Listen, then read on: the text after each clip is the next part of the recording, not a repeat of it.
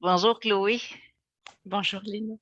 je te souhaite la bienvenue au coffre à outils RH pour mieux connecter des entrevues inspirantes de gens qui sont leurs propres ressources humaines, qui prennent leur place et sèment l'espoir. Je te remercie beaucoup d'avoir accepté mon invitation, ma belle. C'est un honneur d'être ici, je le cache pas.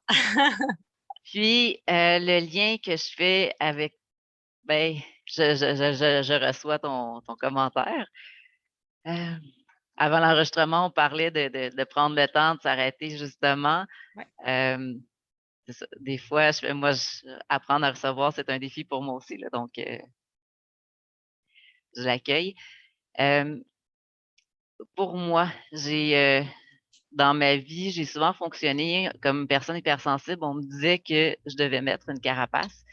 Puis, en recherche de stage, en recherche d'emploi, dans mon réseau d'affaires, j'ai rencontré des gens bienveillants qui ont parlé d'empathie, qui ont parlé qu'on pouvait continuer sa vie sans mettre de carapace. Puis après ça, je me suis mise à la recherche de gens où je me sentais en sécurité, des gens inspirants. Puis Chloé, tu es une de ces personnes-là.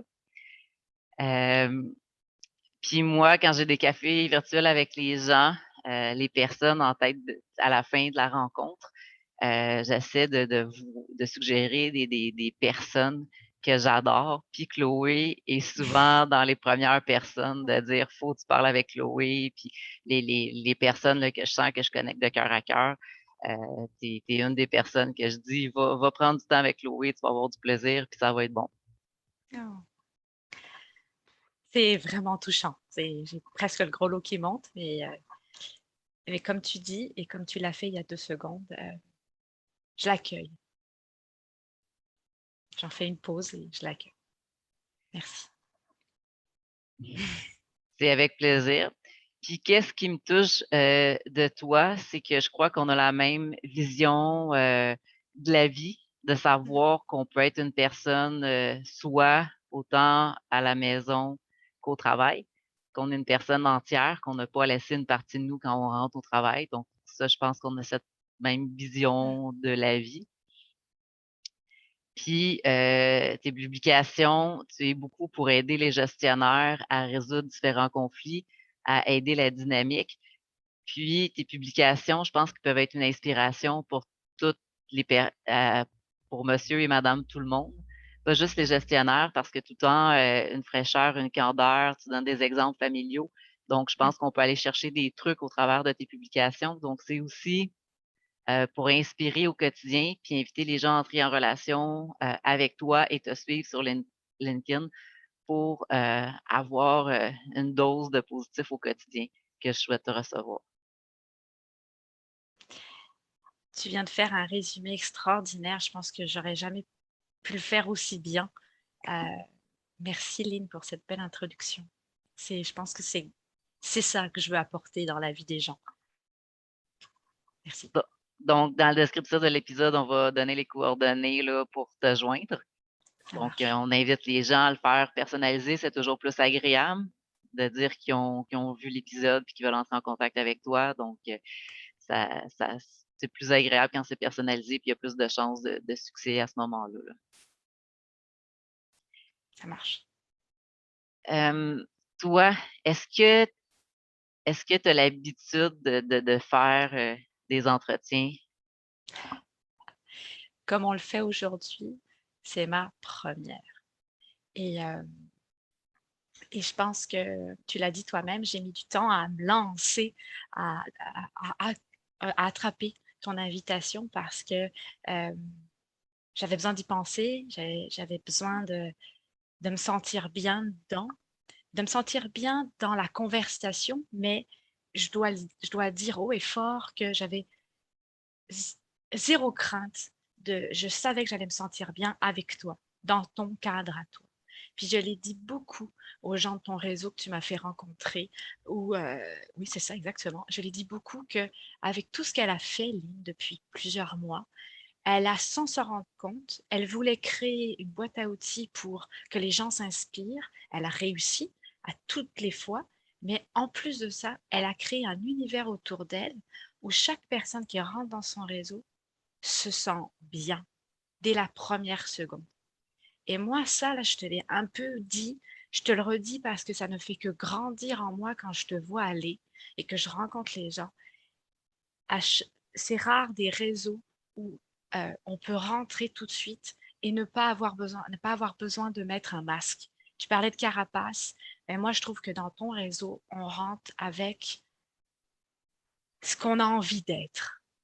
Euh, Et c'est fort pour l'humain qui en a besoin, qui vit des changements constamment, qui doit s'adapter constamment, qui doit s'écouter, connaître ses forces, connaître ses limites, constamment se réajuster. Puis on arrive dans un moment comme aujourd'hui. C'est pour ça que je me réjouissais, c'est que j'arrive dans un moment où on va être dans la ouate, mais dans une ouate constructive, inspirante, puis on va avancer, puis on espère faire avancer les autres. Alors, c'est la première fois, j'avais mes seules craintes, c'était est-ce qu'au moins, est-ce que je vais contribuer assez à une conversation qui va être assez inspirante pour les autres? Je pense que c'était ma seule crainte. Puis, puis je lisais aujourd'hui, juste avant de te voir sur l'écran, je lisais quelque chose qui disait euh, qu'il faut laisser vivre, expérimenter et apprendre de ce que l'on vit. C'est ça drôle, ça tombait aujourd'hui là, dans ce que j'ai lu. Et je me dis, ben, c'est exactement ce que je vais faire avec toi. Alors, je me laisse porter, puis je sais que c'est en sécurité. Pardon pour cette introduction. Puis, en fait, comme je te disais, au début, j'appelais ça des entrevues. Puis il y a quelqu'un qui m'a fait comme commentaire, ben, tu parles beaucoup de toi. Sauf que moi, on m'a montré l'intervention féministe qui est de parler de soi pour mettre l'autre personne en confiance, pour l'aider à s'ouvrir. Donc, j'adore beaucoup l'intervention féministe. Puis maintenant, j'essaie de plus appeler ça des entrevues, mais des entretiens, des discussions. Hmm. Donc, prends l'espace que tu as besoin, ma belle Chloé. Oui, C'est c'est ton espace à toi. Puis mon but premier, c'est oui, d'inspirer les gens qui vont écouter, mais avant ça, c'est que l'invité passe un bon moment. hmm. Donc, Ça démarre bien. Ça démarre prends bien. tout l'espace que tu as besoin. La respiration, c'est hyper important pour toi. Oui, Je pense que tu donnes des ateliers de respiration aussi, si je me trompe pas, là. oui, Corrige, je l'ai déjà fait, puis ça m'inspire énormément. C'est peut-être pas dans mon quotidien ces ateliers-là, mais oui, j'ai ma petite boîte à outils que je partage dès que je le peux. Oui, c'est vrai. ben, si un gestionnaire ou quelqu'un te disait, Chloé, en plus de ton offre, on aimerait que tu insères aussi des outils de respiration. Je pense que tu serais à l'aise de l'ajouter, là. Ouais, ouais, parce que j'ai découvert la force. C'est fou comme on la sous-estime. Puis je vais avoir l'air ésotérique avec ça, mais c'est fou. Puis je connais juste un cinquième de sa puissance. Je le sais que je peux encore en apprendre bien plus, puis on peut, euh, on peut en faire beaucoup. Alors, vas-y, Donc, je te laisse si aller. tu si t'as des gestionnaires, s'il y a des Mm, gestionnaires, des gens RH, des leaders qui nous écoutent en ce moment, oui, puis en tout cas, j'espère qu'ils tombent en amour avec ta personnalité comme moi je suis tombée en amour, ou qui ont le goût de travailler avec toi pour mieux te découvrir, ben, je les invite à ajouter la respiration, puis de te ouais, demander de l'ajouter à ton offre de service. Donc, tu nous parlais d'un texte que tu avais lu avant d'entrer, oui, avant de venir me rejoindre. Ce que je te suggère, c'est est-ce que je sais pas si ton livre est proche. oui, Euh, C'était pas prévu, là, mais si tu veux, on pourrait peut-être, tu pourrais peut-être nous lire mentionner l'auteur, respecter les droits d'auteur, puis peut-être nous lire un petit paragraphe, puis après ça, ben, tu pourrais peut-être nous faire un exercice de respiration, puis on pourrait continuer la rencontre après, là, si tu veux. oh, wow, t'es bonne, toi, dans tes idées, j'aime ça. Ah ben, tu vois, je retombe dessus. OK. C'est un livre qui m'a été prêté. euh, et Est-ce que tu veux montrer juste la page oui, couverture pour bien sûr. En fait, c'est Agile People, OK. qui a été écrit par Pia Maria Torren et Nico et Elsa Simpson. Et il a été traduit en français par deux acolytes, deux personnes de mon réseau que j'aime beaucoup. Céline Raguette et Patrick Séné. Et ça a été traduit et il y a de très belles illustrations qui m'inspirent parce que ça rejoint aussi une partie de ma vie dans le dessin et la facilitation graphique. Je le regardais ce matin et ce ne sont que des petits morceaux de dessin avec des illustrations et textes. Et ça reprend la philosophie du savoir-être agile et ça l'applique dans le monde des ressources humaines, justement. Avant que tu fasses la lecture, est-ce que Mhm. pour les gens qui sont un peu néophytes en la matière, est-ce que tu peux parler juste de la l'agilité quelques minutes pour dire c'est quoi? En fait, je vais le faire. On va le Mais plus. faire dans la conversation, mais plus tard, si OK, ça te va. parfait. Oui, C'est absolument. correct? Oui. Formidable. Parce que le, c'est un court texte, vous allez voir, c'est vraiment pas grand-chose. Mais c'est ça, sur ça que je suis tombée ce matin. Et c'était le droit à l'erreur est nécessaire dans une culture d'expérimentation. Favoriser un environnement d'expérimentation. Et je vous demande tout simplement le dessin qui va avec, que j'ai trouvé particulièrement chouette. Et Est-ce que là, tu peux juste approcher ton micro un petit peu de ta bouche? ça va mieux? Oui, parce que c'est une voix toute douce, mais j'aimerais ça que les gens puissent l'entendre au maximum. D'accord, merci. Le droit à l'erreur est nécessaire dans une culture d'expérimentation.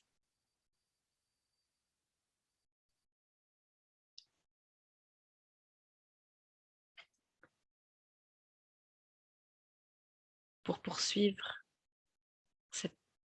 ce moment, je vous invite tous, ceux qui nous écoutent, à, au fond, l'intégrer en vous, puis à faire de bonnes respirations qui vont partir du ventre et que vous allez essayer de faire monter jusqu'en haut de vous, tout simplement. On ne va pas aller bien loin aujourd'hui dans la respiration, on veut juste aller dans quelque chose de simple, mais se donner le droit, au fond, à une pause et à l'accueil de qui on est, de comment on se sent. Alors voilà, on va le faire comme ça, juste quelques secondes.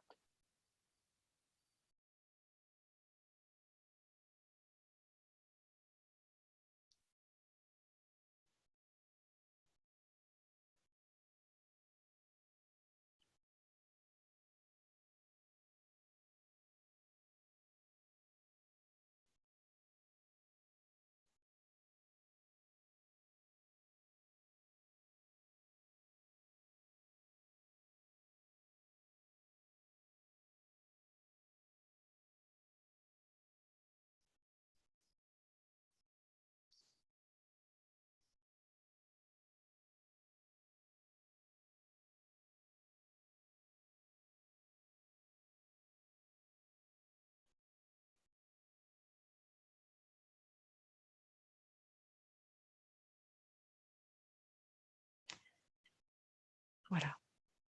C'est vrai que c'est un moment qui aide à s'ancrer, comme tu le disais, c'est un mot que tu as utilisé tout à l'heure et que j'aime beaucoup.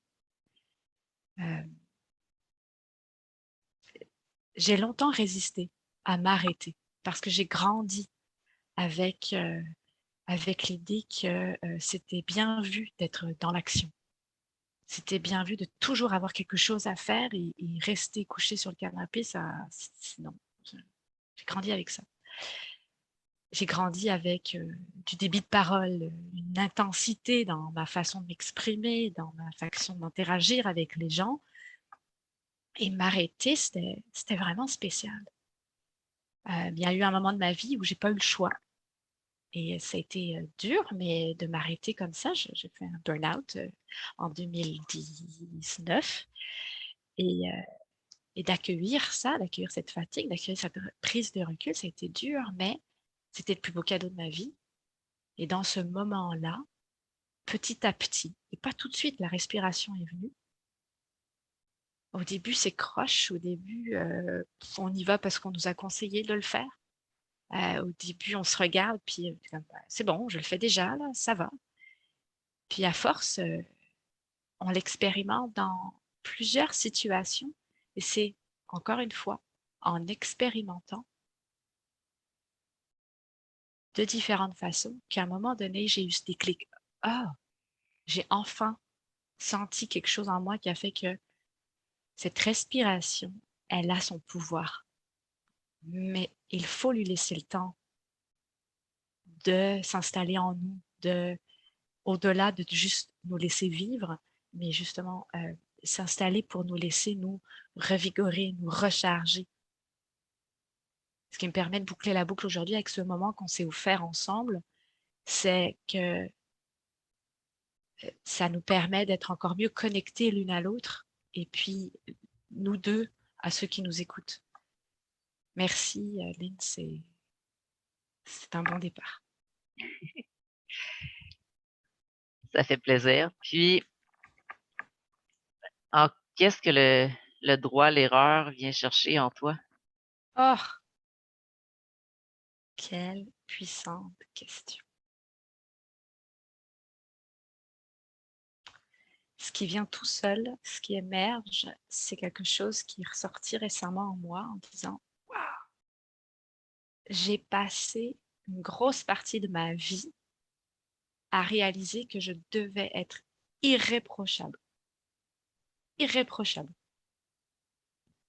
Et même qu'à un certain moment, je réalise en revivant les évaluations avec mes gestionnaires, juste pour te donner un exemple, il fallait que dans mon évaluation, je me faisais mon propre 360.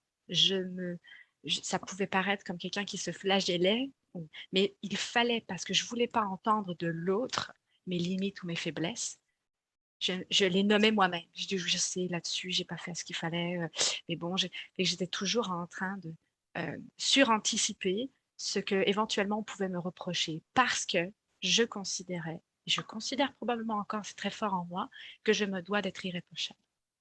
Alors vient s'attacher à ça la recherche à la perfection, euh, vient s'attacher à ça ce besoin de planification probablement surexagéré. Et ça a été ça pendant longtemps, ça a été ça longtemps avant que les enfants arrivent dans ma vie. Puis je pense que c'est une prise de conscience quand ils arrivent dans notre vie parce qu'on ne peut plus aller au même rythme qu'avant et ça permet de dire que est-ce que le rythme que j'avais était celui que j'ai toujours voulu? Donc, je crois que le droit à l'erreur aujourd'hui, je l'accueille mieux. Euh, je l'accueille mieux qu'avant. C'est encore très ancré. C'est correct qu'on ne s'était fait pas tout comme ça de ce qu'on a et ce qu'on a expérimenté pendant longtemps. Mais ma force de créativité, ma force de curiosité me fait aller justement, me fait, euh, me fait voir ce droit à l'erreur comme des opportunités. Et j'essaye aussi d'amener mes enfants à voir ça. C'est pas toujours simple, mais ça commence par nous. Ça commence toujours par nous. Voilà. Est-ce que parce que là, tu parles d'anticiper les coups, un petit peu si je résume, c'est d'anticiper les coups avant qu'ils Oui, arrivent oui, pour être sûr que, dans le fond, l'image que tu veux projeter, c'est une personne, à ce moment-là, c'était une personne parfaite, donc qui n'avait pas droit à l'erreur. Donc, d'anticiper les coups pour montrer la façade parfaite. Est-ce que tu trouves que ça vient avec une charge mentale mon Dieu, oui. de fatigue? Ah oui, ouais, ouais. Ça vient avec, surtout quand tu commences à accumuler les casquettes. C'est un choix qu'on fait tous de cumuler les casquettes, c'est bien correct. Et puis probablement c'est pour ça que j'ai eu à m'arrêter parce que j'ai voulu anticiper tous les coups sous toutes mes sphères de vie, professionnelle, personnelle, en famille, avec les amis, seule, avec mon couple, tout ça, c'est ah oui. Et je pense que cette pause, ce virage que je me suis donné le droit de faire, c'est salutaire. C'est salutaire parce que ça m'a permis de me dire la perfection, je peux l'avoir autrement. Puis à cette époque-là, je ramène le livre. Je pense que c'est le bon moment d'en parler. C'est savoir être agile. On n'en fera pas tout un webinaire aujourd'hui, non plus on n'est pas là pour ça, mais grosso modo, ça permet de voir les situations avec une meilleure prise de recul, avec plus d'objectivité. Ça permet à l'humain, je crois, c'est comme ça, c'est mes mots, à l'humain de se détacher d'une situation puis de la voir, ce qu'on utilise beaucoup dans notre travail avec mon partenaire Jean Côté, on utilise beaucoup le gros bon sens, de ramener ça au cœur de ce qui se passe. L'agilité, c'est d'être en mesure de dire, c'est là que je veux m'en aller.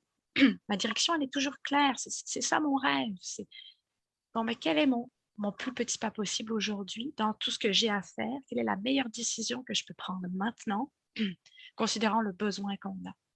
Donc, c'est une philosophie qui te permet d'avancer, de rester dans l'action, euh, de, de, de pouvoir gérer les priorités que tu as toi, mais que tu dois aussi peut-être des fois partager avec l'autre, que ce soit dans le monde du travail ou que ce soit dans la vie personnelle. C'est une philosophie qui a grandi et qui est née dans le monde du travail, dans un secteur bien précis qui sont les technologies de l'information et qui depuis, en 2001, et depuis, elle a grandi et elle s'est ouverte à bien plus que ce secteur-là. Et certains l'ont attrapée d'une façon à ce que on puisse l'expérimenter à nouveau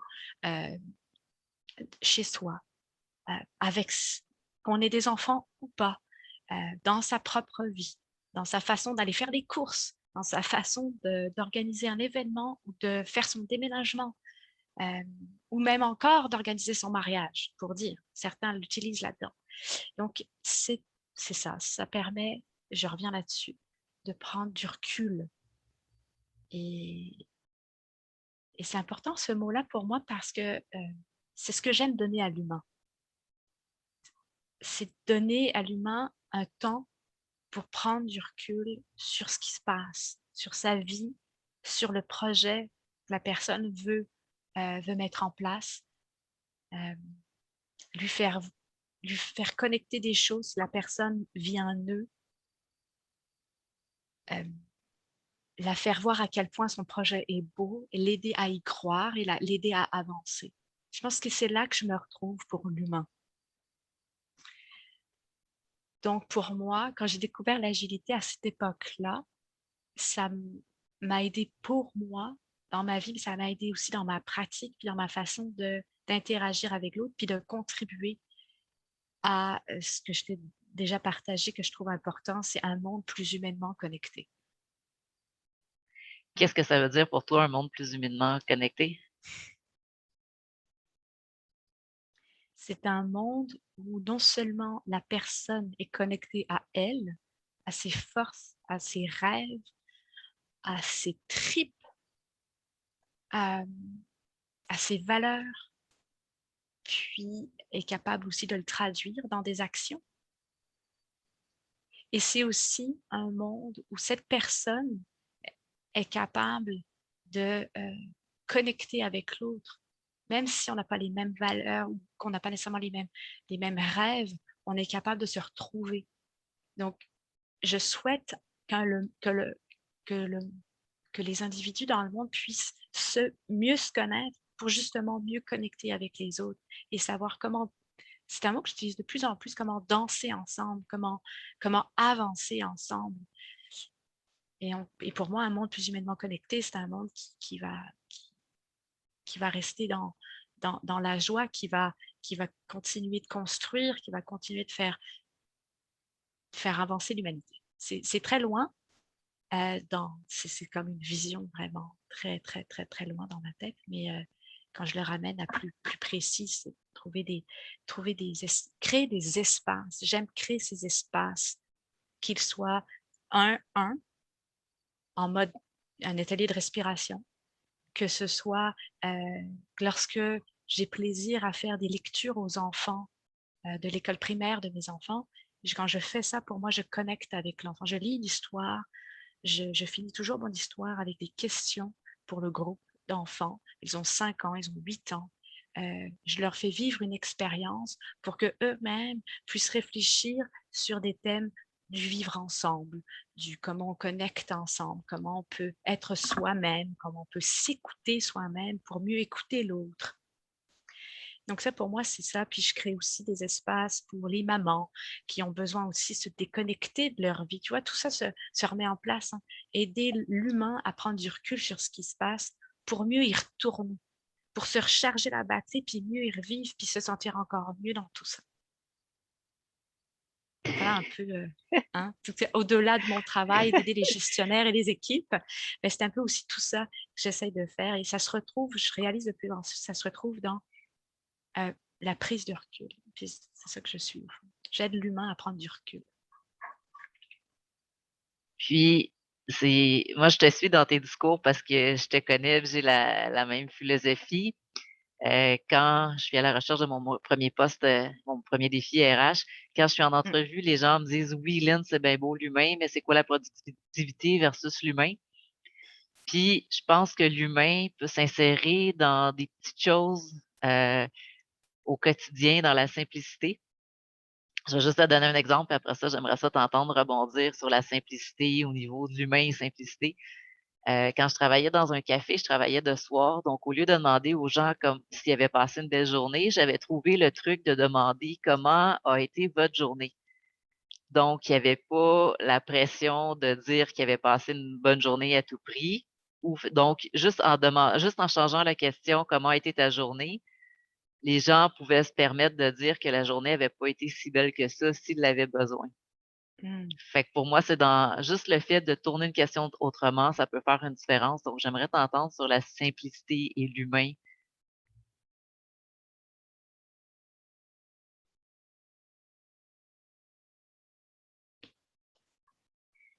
Pour l'instant, c'est une question. Je te dirais, j'aurais peut-être besoin qu'on affine, qu'on arrive dans un entonnoir pour pouvoir te répondre. La simplicité et l'humain, ça peut être large. Est-ce que tu peux me Ben, rentrer un peu plus précisément? ce que j'aurais le goût, c'est de te dire, pour l'instant, j'ai pas des questions d'entonnoir pour toi. C'est une question qui était montée comme ça. J'aurais le goût qu'on continue la rencontre. Puis, si jamais tu as des réponses qui montent, ben, je t'invite à poursuivre avec les réponses. D'accord, Si ça te va. Ce que d'accord. j'aimerais, c'est que tu nous parles de ta pratique. Concrètement, comment est-ce que tu peux, puis en même temps, tu peux peut-être répondre aussi avec une dose de simplicité, des exemples concrets de simplicité. Comment concrètement tu peux aider les employeurs à défaire des nœuds? Puis c'est quoi ta pratique aussi, là? Ouais. Puis là, je vais te dire laquelle. Ben, en entreprise, En entreprise? quand tu signes votre bras droit, Chloé, Oui. dans tes publications. Ah.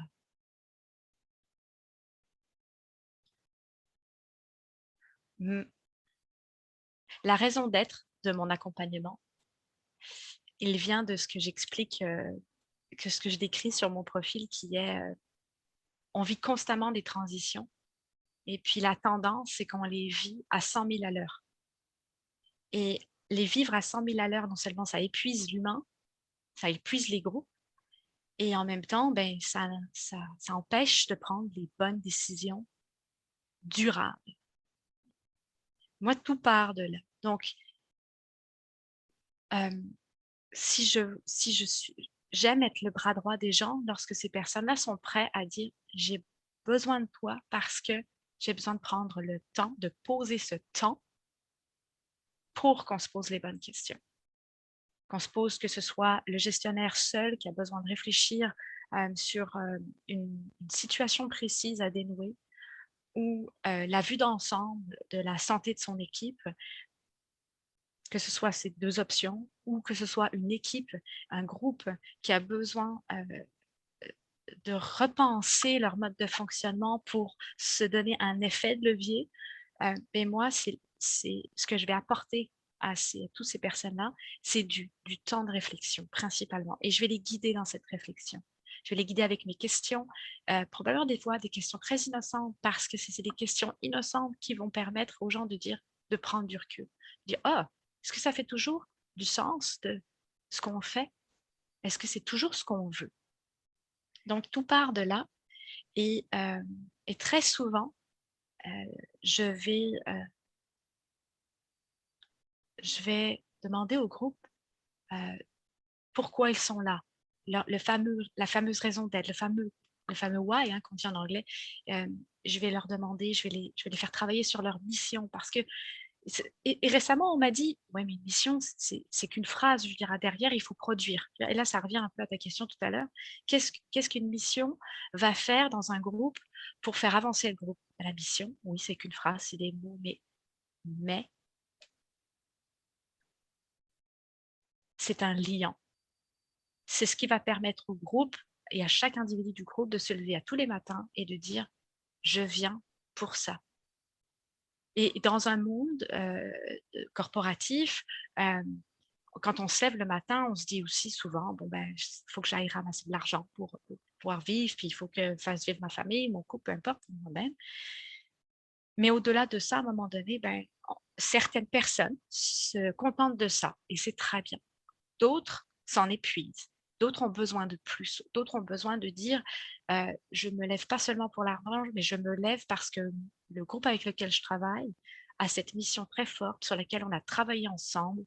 On a travaillé les mots, on a travaillé le sens, mais c'est pour ça que je me lève aujourd'hui parce que je sais qu'ensemble, on va pouvoir mener cette mission correctement». Et c'est le point ce n'est qu'un point de départ. Et quand on parle de productivité, c'est sûr que ça ne fait pas tout, c'est pas parce qu'elle est écrite que par miracle, le groupe va devenir, extrêmement performant. Évidemment que non, mais c'est un point de départ qui ensuite s'attache à, quelque chose qu'on utilise beaucoup dans notre pratique, à cet entêtement positif de dire: «C'est ça notre mission». Alors quand on se retrouve devant un nœud, quand on se retrouve devant un conflit de priorité, notre mission c'est ça. On la ramène, on en reparle, on se donne la capacité de la challenger, pas seulement quand on a des gestions de conflits, mais aussi quand on est, au quotidien dans une fluidité facile, «Hey, notre mission, c'est ça. Yes, oui, regarde, hey, on a fait ça, ça tombe bien, regarde, c'est notre mission». Ben oui, mais c'est en se la ramenant régulièrement, en la que ce soit dans des moments faciles ou que ce soit dans des moments difficiles, qu'on va continuellement rattacher ce lien, l'ancrer, heu, ou voire même de temps en temps, même le challenger en disant: «Est-ce que c'est toujours notre mission?» Donc moi, je pars de là. Chloé, Je parle as-tu beaucoup. des exemples de missions? Oh! Parce que c'est, moi, je suis dans ce langage-là en ce moment, là, au niveau des entreprises en RH, au niveau de la marque employeur, mais Mmh. quelqu'un, un employé qui se lève tous les matins, il va nous écouter puis il va dire: